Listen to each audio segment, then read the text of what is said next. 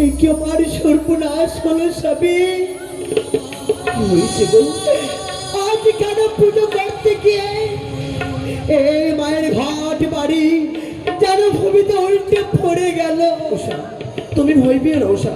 মা আমাদেরকে সারা না দিলেও ওই কৈলাস হইতে মা আমাদেরকে করিবে আশীর্বাদ। না না স্বামী না, এই যে অমঙ্গল, এই অমঙ্গল দেখে আমি পারবো না যেতে, আমি পারবো না।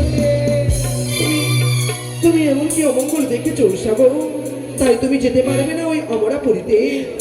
ও বলি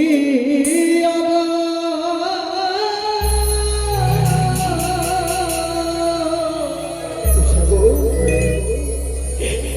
ও প্রাণ না,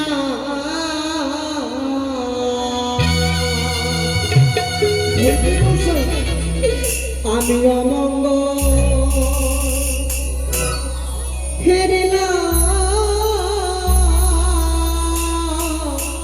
উষা দুই নয়নে। উষা উষা বলিয়া প্রাণ না,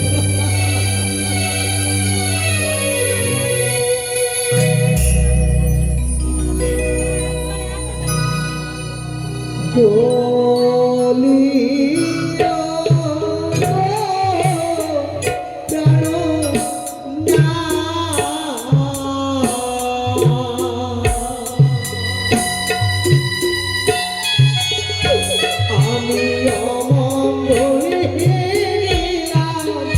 দুই নয়নে।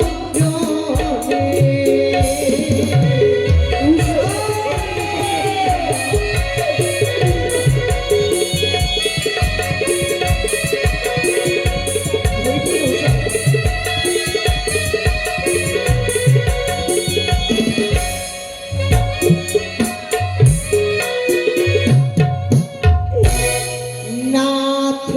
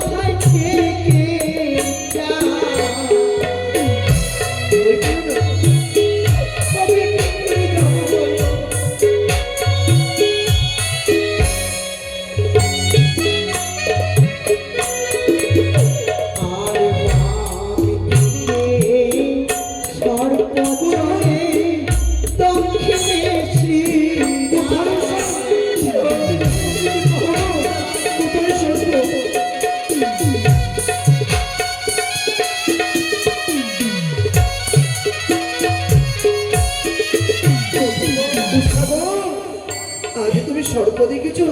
পায়েও ঝাঁট লেগেছে, মাথায় ঠেকেছে চাল, বাম দিকে সর্প চলে, দক্ষিণে শ্রীরাম। শুধু তাই নয়, তবে শুকনো ডালে কাক বসে যেন খা খা করে ডাকে। আমি কি করে যাবো? ওগো, তুমি ভয় পাচ্ছ কেন? কাক তো ওই শুকনো ডালে বসে নিজের মায়ের গুলো গানে গাইছে। আমি না তোমার পাশে রয়েছি, তুমি ভয় পেও না উষা।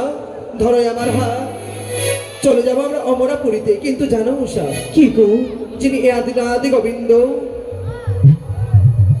আজ শ্রীকৃষ্ণ, কামদেবের পুত্র আমি, শ্রীকৃষ্ণের হচ্ছে পোতা। বান্ডাজারে কন্যা তুমি, নাম কি তোমার উষা বিদ্যাধরী। তবে যিনি ইহা জগতের মালিক শ্রীকৃষ্ণ গোবিন্দ, আজ তার পোতা আমি। তাহলে তুমি ভয় পাচ্ছ কেন উষা? বেশ, আমি যে তোমার পাশে রয়েছি। নিয়ে চলো গো। এসো উষা গো, আবার নিয়ে চলো। এসো। চলো হে দেবগণ, সবাই ছুটে চলো। আমার তোর নীলা গালে রাধা নাম কি, নীলা গালে রাধা নাম কি, তোর নীলা গালে রাধা নাম কি, তোর নীলা গালে রাধা নাম কি।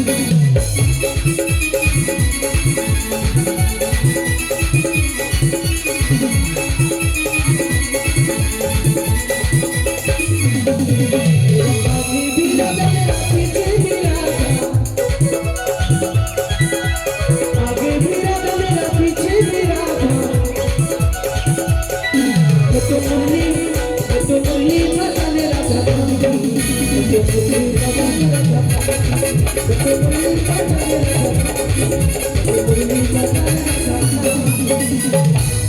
দেবরা, আমি 33 কোটি দেবদেবতাকে আমন্ত্রণ করে নিয়ে এসেছি সত্যি। ইন্দ্রালয়ে।